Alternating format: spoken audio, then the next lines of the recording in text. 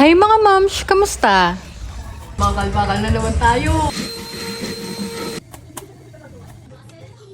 Eto nga pala yung karugtong ng mini-vlog ko kagabi, kaya naman tara at mag-unbox nga muna tayo. Bakal-bakal na naman tayo. Nag-request nga lang pala ako nitong wardrobe cabinet dahil hindi na nga mamulo sa mga damit namin sa iisang lagayan lang. Share nga kasi kami ni Dada dito sa mega box cabinet na to, kaya lang ay maraming-rami nga rin siyang damit, kaya naman talagang mukhang bibigay din. At buti na nga lang din ay nasaktuhan na may nag-offer nitong wardrobe cabinet, kaya naman sino ba naman ako para tanggihan yan? Eto nga at may assistant na nga rin ako na taga-abot daw ng mga kailangan ko. Mainam talaga na habang bata pa ay nahuhubog na sa mga ganitong gawain. Ang sabi nga nila ay hayaan mo nga raw na makiosyoso o makialam sa mga ginagawa mo yung anak mo dahil parang curiosity sa kanila yan. Na akala mo ay nakikialam pero sa kanila ay parang talagang iniisip nila na tumutulong sila sa'yo. Kaya kahit mas tumatagal ang trabaho at mas kumakalat ay hayaan mo na nga dahil development nga rin ng bata yan. At sa mga susunod nga ay tuturuan ko na nga rin magluto, maglaba, pati na rin mag-urong itong bata na to. Para naman talagang hayahay na nga ang ate mo girl. Hala hindi. Paggabi na nga pala ito at wala pa nga si Dada ngayon dahil Christmas party nga nila sa work niya. Tayong mga kananay ba, wala bang pa Christmas party dyan? Tanging mga urungin, lilisain at mga labahin lang kasi yung mga lagi nagpa-party-party para sa atin dyan.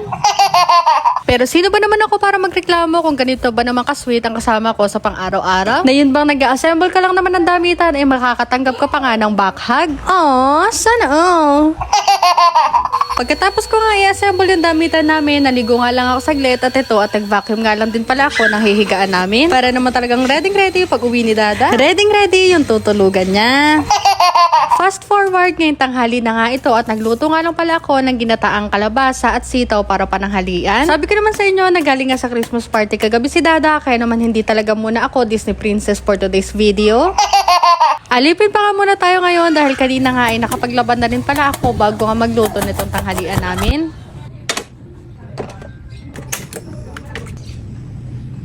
Nagisa nga lang ako dito ng bawang at sibuyas, saka ko isusunod yung kalabasa, pati na rin sitaw, saka ko lalagyan ng gata. Halo-halo na nga yan talaga sila dahil alam ko naman na hindi na magre-reklamo yung mga yan.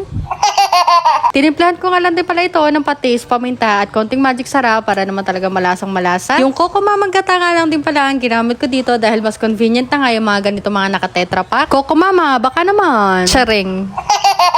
Nung kumukulo na nga ito nakasalang ko ay saka ko nga lang iniligay yung konting hipon para nga hindi siya gaanong ma-overcook.